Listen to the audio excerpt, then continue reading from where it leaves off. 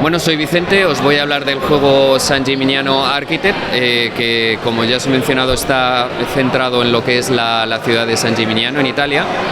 En aquel momento los nobles luchaban por ver quién tenía más poder, haciendo lo que era la torre más alta, hasta que llegó el ayuntamiento limitando la altura de la torre. Por lo tanto, el juego consiste en ser el más rápido en construir tu torre. Pues las torres están divididas en 6 bloques. En cada uno de los bloques tenemos lo que son arquitectos y lo que son materiales. Es tan sencillo que con el momento que somos capaces de tener en nuestra zona de trabajo los materiales y los obreros necesarios, sencillamente le damos la vuelta y descartamos los materiales y nos quedamos con los obreros. Más adelante hablaremos un poquito más sobre los obreros, pero eso es lo que hay que conseguir, acabar la torre lo antes posible. Otra cosa típica de aquel momento, de lo que ocurrió en San Gimignano, es que había 2 facciones en lucha.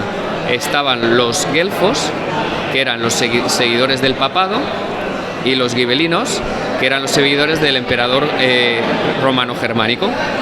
Por lo tanto, vamos a estar en esta lucha. Habrá parte de los jugadores que sean guelfos y habrá parte de los jugadores que sean gibelinos. Al final, no solo hay que construir la torre, sino que tenemos que coronar la torre con la bandera de nuestra facción. Para poder coronarla, la carta tiene una misión encubierta que solo conoce el jugador. Y esta misión encubierta está relacionada con lo que son las cartas de poder, que las tenemos aquí y que luego las explicaré más en detalle. Son cartas que te ayudan a construir tu monumento, tu torre, pero que también son partes de lo que es la colocación final de la bandera. Pues nada, vamos a empezar ahora a explicar lo que es el turno. Como hemos dicho, estamos en la Edad Media y tenemos que tener mucho cuidado pues con la peste. Tenemos por lo tanto 2 montones. En un montón tenemos los materiales, de los cuales hay 3 materiales distintos, y insertados dentro del montón está la peste. Y en el otro montón tenemos dinero. Hay de una y de 2, habrá alguna de 2, aquí hay una, y también tenemos peste dentro. Cada jugador va robando de uno de los mazos, tal cual, pues roba, hasta que llega un momento que aparece una de las pestes. La peste nos afecta a todos igual, es un push your luck, pero es colectivo, es una de las características del juego. En ese momento, esta carta que tenemos aquí en el centro le damos la vuelta. Indica que los primeros síntomas de la pandemia. Y ya nos empieza a decir lo que podemos hacer con el juego. Hasta el momento solo podíamos robar, pero a partir de ahora podremos hacer más cosas. Las otras cosas que podemos hacer son las que se indican aquí. Uno de los jugadores tendrá esta carta de cierre. Ya en el momento que volteamos las cartas de cierre son o bien otra peste que robemos o una de estas 3. Si por ejemplo después de sacar la peste el jugador sigue robando, seguimos robando y nadie echa ninguna de estas cartas, lo que puede llegar a ocurrir, por ejemplo, es que nos salga una segunda peste.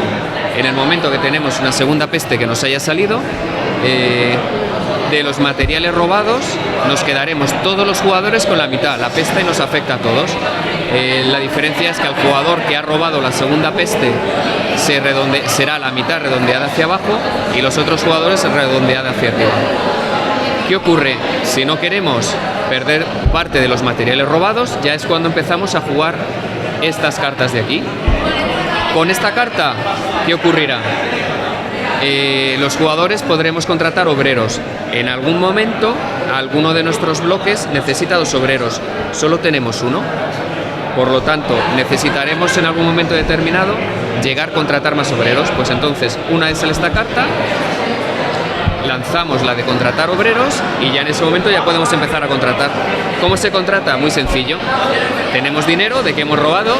Aquí tenemos algún obrero en el centro de la mesa, que lo que hacemos es pagarle al obrero una carta de estas, que es descartarlo, y lo cogemos y nos lo llevamos.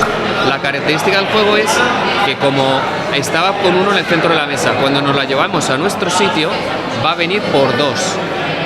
¿Qué quiere decir? Que el obrero no se va a querer ir con otro arquitecto, al no ser que el otro arquitecto le pague 2, y así de forma sucesiva va aumentando el coste del obrero. El coste del obrero no únicamente sube, sino que también baja. ¿Qué ocurre? Si a la construcción de la torre, como ya os había dicho, los materiales se descartan y los obreros no los quedamos, pero el obrero hay que pagarle.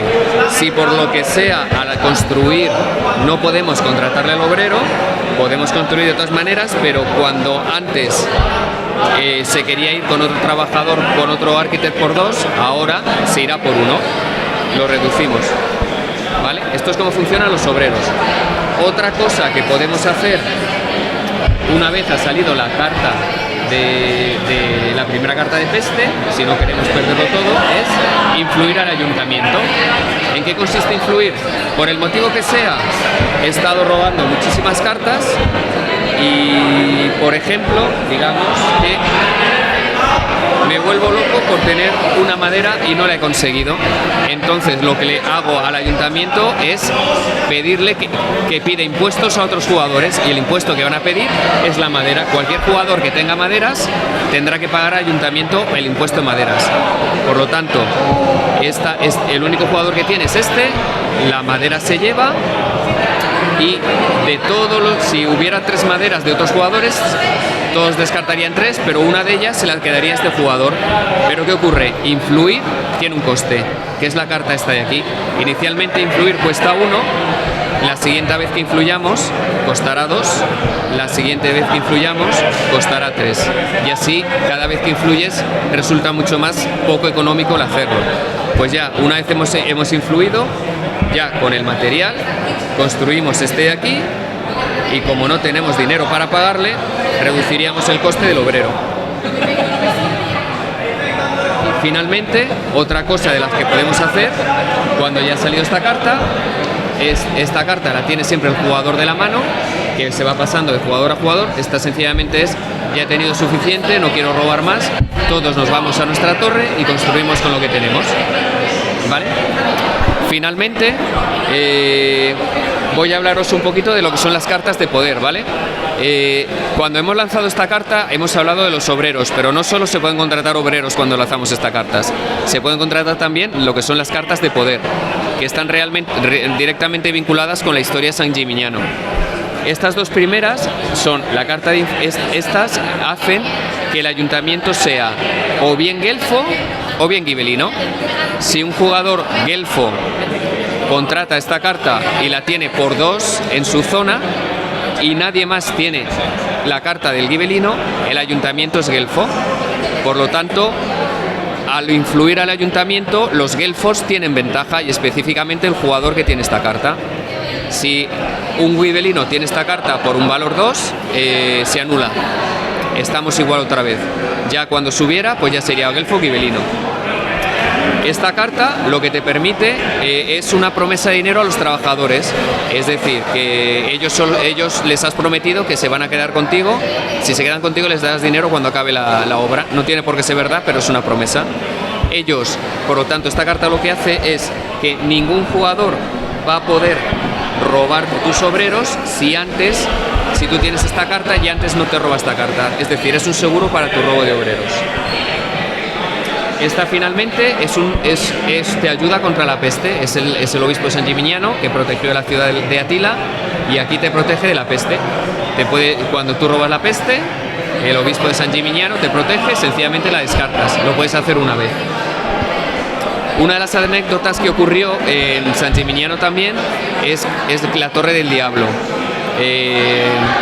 Un señor se fue de viaje y a la vuelta la torre había aumentado mucho en altura.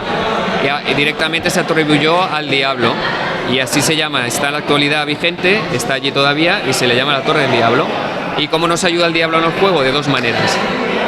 Bien te permite ahorrar un material de tu torre, es decir, cuando vas a construir un bloque, pues en vez de construir con 2 piedras y una madera, pues puedes construir con las 2 piedras y la madera, o con una y una. Así es como te ayuda. O si lo que quieres es contratar obreros, pues directamente les pagas una moneda menos. Y finalmente la que nos queda es esta, que te permite construir el último bloque y la bandera sin necesidad de que se llegue a cerrar, sin necesidad de que hayan 2 cartas rojas sobre la mesa. Y eso es en definitiva toda la mecánica del juego. Es un juego muy abierto, todo el mundo ve en todo momento lo que tienen los otros jugadores. Y se puede jugar en un primer momento sin las reglas, sin las cartas de poder, pero al meter las cartas de poder se hace mucho más abierto y hay mucha más estrategia en el juego. Y eso es todo. Espero que os guste.